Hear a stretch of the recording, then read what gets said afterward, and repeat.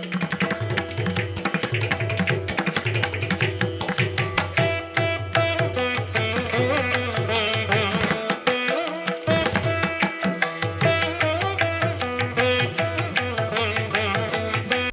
ஆதிமா சிவசக்தி போற்றிவோம். ஓம் நமோ நாராயணாய. அனைவருக்கும் வணக்கம்ங்க. உங்கள் அனைவரையும் இந்த 319வது சிறப்பு பதிவு பாலி புறா தீர்த்த எம்புல், அதிர வைக்கும் அகத்தியர் ஜீவநாடி, அதீத சக்தி, இந்திரன் சாப விமோச்சனம், பாவம் புண்ணியம் தண்டனை கணக்கு என்னும் சிறப்பு பதிவை சந்திப்பதில் மிக்க மகிழ்வடைகிறேன். நான் சித்தர் கீதா, மதுரையில் இருக்கிறேன். நான் 18 ஆண்டுகளாக அம்மன் ஆதிமா சக்தி மற்றும் ஆதிசிவன் மூலமாக சைக்கிக் ரேக்கி எனப்படும் உயரக ரேக்கி சிகிச்சையை செய்து வருகிறேன். செய்வது அனைத்தும் அம்மன் தான். சித்தர் என்று கூறப்படுவதும் அவர்கள்தான். நான் அவர்களின் கருவியாவேன். எவ்வாறு செய்து வருகிறேன் என்பதை அறிமுக விளக்கம் என்ற குறு வீடியோ மற்றும் ஆரம்பகால பதிவுகளில் நீங்கள் பார்த்து தெரிந்து கொள்ளலாம். மேலும் சகோதரர் திரு BK சரவணகுமார் அவர்களது சேனலில் அவருடன் நிகழ்த்திய நேர்காணலிலும் இவை குறித்து தெளிவாக விளக்கியுள்ளேன். இதன் லிங்கானது டிஸ்கிரிப்ஷனில் உள்ளது. தேவைப்படுவோர் அதனையும் பார்த்து தெரிந்து கொள்ளலாம். எனது தொலைபேசி எண் 0452420851 என்பதாகும். குமுதம் பக்தி மற்றும் ஆன்மீகம் இதழ்களில் குணப்படுத்திய வியாதிகள் மற்றும் சைக்கிக் ரேக்கி பற்றிய விவரங்கள் விளம்பரங்களில் தொடர்ந்து வந்து கொண்டுள்ளன. இப்போது நாம் பதிவுக்குள் செல்வோம். ஒரு மனிதனுக்கு பாவம் புண்ணியம் தண்டனை கணக்கு எல்லாம் எவ்வாறு ஏற்படுகின்றன? தேவர்களின் தலைவனான இந்திரனையே அந்த கணக்குகள் வாட்டி வதைக்க காரணம், உலகில் வேறு எங்கிலும் இல்லாத புனிதத்துவம் இந்த புறா தீர்த்த எம்புல் கோவிலுக்கு எவ்வாறு வந்தது என்பது குறித்து விவரமாக இந்த ஜீவநாடி பதிவில் நாம் காண இருக்கிறோம். அதற்கு முன்னர் இந்த ஊர் மக்களின் புனிதத்துவம் எத்தகையது, எதனால் இந்த இடமானது புனிதத்துவம் மற்றும் தெய்வீகத்தன்மை அதிகம் பெற்றது என்பது குறித்தும் நாம் அறிந்திருத்தல் அவசியம். நான் 2 ஆண்டுகளுக்கு முன்னர் இங்கு சென்றுள்ளேன். இந்தியாவிலிருந்து பல 100 ஆண்டுகளுக்கு முன்னர் தனது 2000 சீடர்களுடன் இந்தோனேஷியா, குறிப்பாக பாலி, ஜாவா போன்ற தீவுகளுக்கு வந்த மார்க்கண்டேய மகரிஷி இங்கு மும்மூர்த்திகள் பிரம்மா விஷ்ணு சிவன் குறித்த ஞானம் விழிப்புணர்வை ஏற்படுத்தி இராமாயணம் மகாபாரதம் போன்ற இதிகாச கதைகளை அவை இன்றும் நாடகமாக சிறப்பாக நடத்தப்பெறுகின்றன பரப்பினார். இவை அனைத்தும் ஈசனின் உத்தரவுப்படி நிகழ்ந்தவையே என்று அகத்தியர் மகான் தனது ஜீவநாடியில் தெரிவிக்கிறார். அந்த மக்களை மனமாற்றம் செய்வதற்காகவே இவ்வாறு அவர் அனுப்பினார். இந்தோனேஷியா பாலி தீவின் ஜனத்தொகை 45 லட்சம் ஆகும். இதில் 87% பேர் இந்துக்கள். ஒவ்வொருவர் வீட்டிலும் கோவில்கள் போல் வாயில் காவலர்கள் இருப்பர். உள்ளே பூஜை அறையில் தினசரி பூஜைகள் நடைபெறும். புத்தாண்டு கொண்டாட்டம் என்பது வெளியே இருக்காது. விடுமுறை நாளான அன்று மக்கள் வீட்டில் தியானம் பூஜைகள் மேற்கொள்வர். குலதெய்வ வழிபாடும் உண்டு. பிரதானமாக பிள்ளையார் கடைகள் விடுதிகள் வீடுகளில் இருப்பார். அவருக்கு தினசரி பூஜைகள் நடக்கும். திரைப்படங்கள் பார்த்து நேரத்தை வீணடிக்கும் வழக்கம் அவர்களிடம் இல்லை. பீம்பாய் லட்டு கார்ட்டூன் பிரபலம். தவிர இந்தி நடிகர் ஷாருக்கான் மட்டுமே அவர்களுக்கு இந்தியாவில் தெரிந்த ஒரே நடிகர். நாம் இப்போது பார்க்க இருக்கும் தீர்த்த எம்புல் புனித நீர் கோவிலானது டம்பக் சிரிங் என்ற பகுதியில் மத்திய உபுட்டிலிருந்து 15 முதல் 20 கிலோமீட்டர் தொலைவில் வடகிழக்கே அமைந்து உள்ளது. இங்கு 14/3/2026 அன்று மகான் அகத்தியரது ஜீவநாடியானது ஜீவநாடி வாசகர் திரு ஜானகிராமன் ஐயா அவர்களால் வாசிக்கப்பட்டது. அவரது தொலைபேசி எண் 8610738411 ஆகும். இங்கு பாலி மக்களே அறியாத இந்திரனின் முழு கதையும் கூறப்பட்டது. இந்திரன் அமிர்த கலசத்துடன் இருக்கும் சிலையானது இக்கோவிலின் வெளியே அமைந்திருக்கும். பாலியின் பல இடங்களிலும் இதே மாதிரியான சிலைகளை நாம் காணலாம். அத்துடன் அம்மன் சன்னதியும் இருக்கும். உள்ளேதான் மும்மூர்த்திகள் கோவில்கள், புனித நீர் தீர்த்தம் இருக்கும். இந்திரன் அவர்களுக்கு ஒரு புனித தெய்வமாக மாயா தென்னவா என்ற கொடுங்கோல் அசுர அரசனை கொன்று வாழ்வளித்தவராக கொண்டாடப்படுகின்றார். இந்த திருத்தல வரலாறு படி அந்த அசுரன் தேவர் படையுடன் வந்த இந்திரனின் பெரும்படையை விஷத்தை அவர்கள் அருந்தும் மடுவில் கலந்து மயக்கமடைய செய்ததாகவும், அந்த மயக்கத்திலிருந்து படை வீரர்களை உயிர்ப்பிக்க இந்திரன் தேவலோகத்தில் இருந்த அமிர்த கலசம் கொண்டு வந்து அதன் மூலம் தீர்த்த எம்புல் உருவானதாகவும் கதை வரும். அந்நாளை அவர்கள் புனித நாளாகவும் அவர்கள் நாள்காட்டிப்படி கொண்டாடுகிறார்கள்.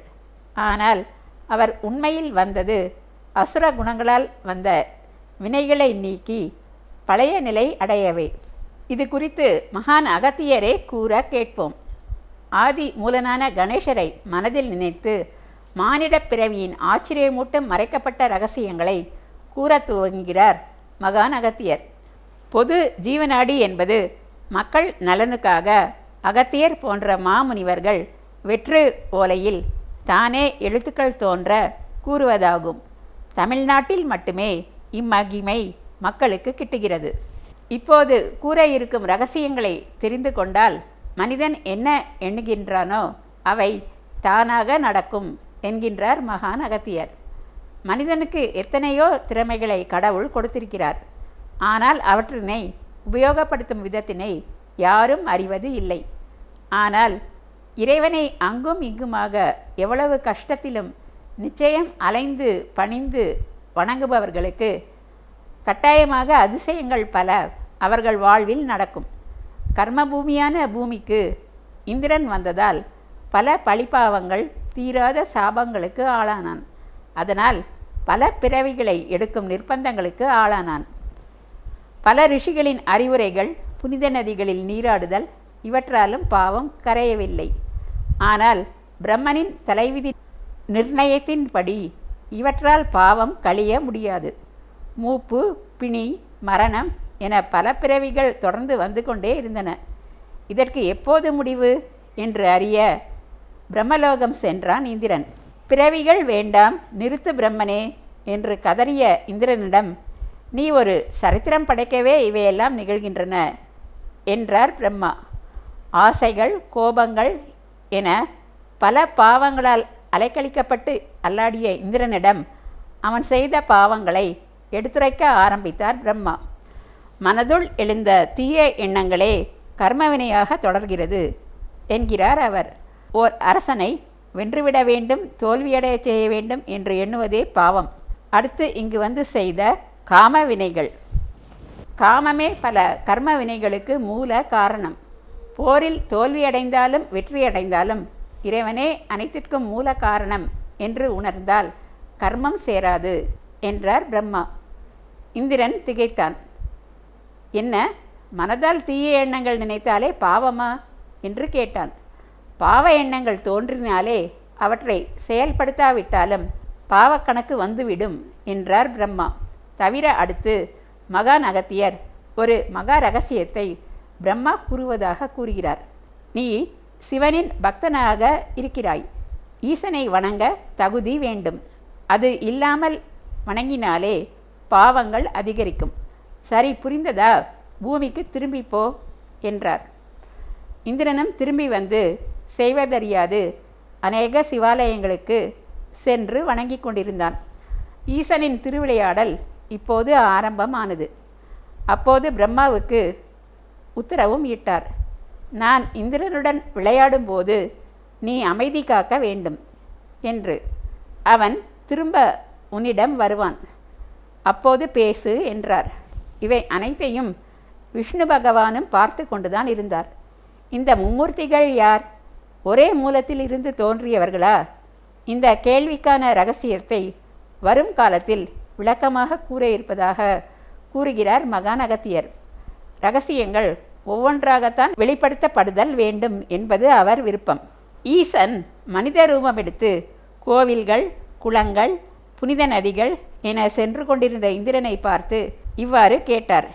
நீ ஏன் இவ்வாறு திரிந்து கொண்டே இருக்கிறாய்? பரமபக்தனான உன்னை இவ்வாறு தவிக்க விட ஈசனுக்கு மனசாட்சியே இல்லையே. நீ வணங்குவதை நிறுத்து என்று கூற அது தனக்கு வைக்கப்பட்ட சோதனை என்பதை கூட புரிந்து கொள்ள இயலாத இந்திரன் பரீட்சையில் தோல்வியுற்று சிவ வழிபாட்டை நிறுத்தியதோடு மட்டுமல்லாமல் சிவ நிந்தனையும் செய்தான். பின் வேறு வழி தெரியாமல் மீண்டும் பிரம்மலோகம் சென்றான். அப்போதே ஈசன் நடத்திய திருவிளையாடலில் தோற்ற விவரம் அறிந்தான். அளவில்லா வேதனையுற்றான். பிரம்மாவோ மற்றொரு குண்டை அவன் முன் தூக்கி போட்டார். நீ செய்த தவறால் நீ மற்றொரு பிறவி எடுக்க வேண்டும், அதுவும் குஷ்டரோகியாக என்று. பல ஜோதிர்லிங்கங்கள் கைலாயம் சென்று உன் பாவத்தை போக்கிக்கொள் என்றார். இந்திரன், நான் நோயுடன் எவ்வாறு அவ்விடங்களுக்கு செல்வேன் என்று கூற, ஒரு முனிவர் உனக்கு உதவுவார் என்றார். பிறகு பாப விமோசனம் தேடி இந்திரன் மதுரை மீனாட்சி அம்மன் கோவில், சங்கரன் கோவில், 12 ஜோதிர்லிங்கங்களை தரிசித்தான். கைலாயம் அந்த நோயுடனே செல்வது கடினமாக இருந்தது. திருப்பதி பெருமாளும் சிவனே உனக்கு வழிகாட்டுவார் என்றார். அப்போது திருவண்ணாமலையில் முனிவராக ஞானியாக வந்த சிவனே அவனுக்கு வழிகாட்டினார். பாவங்கள் அதிகம் உள்ளதால் நீ சென்று கொண்டே இரு. ஓரிடத்தில் உன் தலையில் சூரியனின் கதிர்கள் பலமாக தாக்க நீ ஓம் நம சிவாயா என்று கூச்சலிடுவாய். அங்கேதான் நீ நீராட வேண்டிய புனித ஊற்றானது மறைந்திருக்கும். அப்போது ஈசனின் சரிபாதியான ஊமை அன்னை உன்முன் பிரயட்சமாகி தன் சக்தி வாய்ந்த திரிசூலத்தை உனக்கு தந்து அருளுவார்கள். அந்த திரிசூலத்தை பலமாக நிலத்தில் ஊன்று. அப்போது மறைந்துள்ள ஊற்று மேல் எழும்பும். அதில் நீராடி உன் தீராத வியாதியையும் பாவங்களையும் போக்கிக்கொள் என்றார். அவ்வாறு இந்திரன் வந்து ஊற்று கண்டுபிடித்து முழு குணமடைந்து சென்ற இடமே இந்த மிக புனிதமான புறா தீர்த்த திருத்தலம் ஆகும். பாவ விமோசனம் அடைந்த இந்திரன் தான் பெற்ற இன்பம் உலகோறும் அடைய வேண்டும், நோய்கள் கர்ம வினைகளில் இருந்து விடுதலை அடைய வேண்டும் என்று மும்மூர்த்திகளையும் வேண்டி விரும்பி கேட்டுக்கொண்டதால் முப்பெரும் தேவர்களும் விண்ணிலிருந்து புனித பூக்களை தூவி அவ்வாறே அங்கு நீராடுவோருக்கு பூர்வஜன்ம இப்பிறவி பாவ வினைகள் நீங்கவும் கொடிய நோய்கள் குணமாகி புண்ணிய நலன்கள் கிட்டவும் அருளாசி நல்கினார்கள். மன்னர் முதல் சாதாரண குடிமக்கள் வரை விசேட காலங்களில் அபிஷேகங்களுக்கு இந்த புனித நீரையே பயன்படுத்துகிறார்கள். ஈமச்சடங்குகளுக்கு என்று தனியாக 2 தீர்த்த குழாய்கள் இருக்கும். அவற்றின் வழி வரும் நீரை மக்கள் ஈமச்சடங்குகளுக்கு மட்டும்தான் பயன்படுத்த வேண்டும். ஆகவே அதற்கு பூஜைகள் கிடையாது. இப்போது இந்த அமிர்த தீர்த்தத்தை கலசத்தில் இந்திரன் வைத்து மக்களுக்கு தந்தருளுவதாக சிலை இருப்பதன் காரணம் புரிகிறதல்லவா? அந்த அமிர்த தீர்த்தம் மக்களுக்கு கிடைக்க காரணமே இந்திரன்தான். அதற்காகவே ஈசன் இந்த திருவிளையாடலை நிகழ்த்தி உள்ளார்.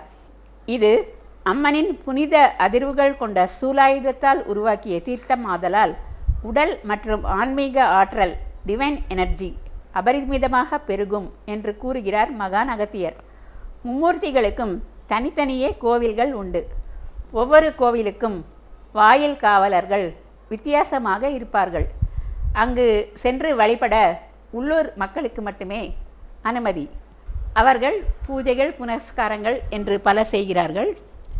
அர்ச்சகரும் அங்கு இருப்பார். ஆனால் நாம் அங்கு செல்லக்கூடாது. நான் சென்றபோது ஒரு கிராமத்தவரே திரண்டு வந்து புனித சடங்குகள் பூஜைகள் என்று பல செய்தார்கள். அந்த வீடியோவை பாருங்கள்.